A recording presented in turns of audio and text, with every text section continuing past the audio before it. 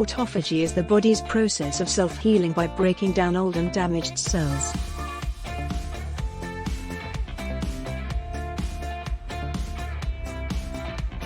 Autophagy is literally the body's own built-in recycling process, which explains why many fasters don't end up with loose skin when they lose fat.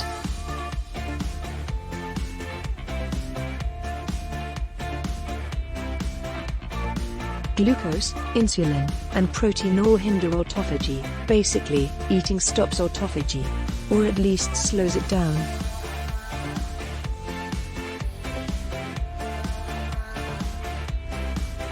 And this is why fasting naturally ramps up the process.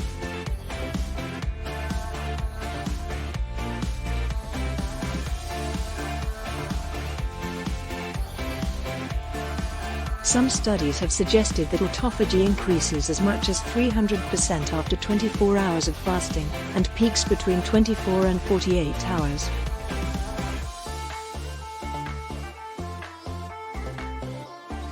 Aiming for around 36 hours fasted seems to be the sweet spot to maximize the benefits of autophagy.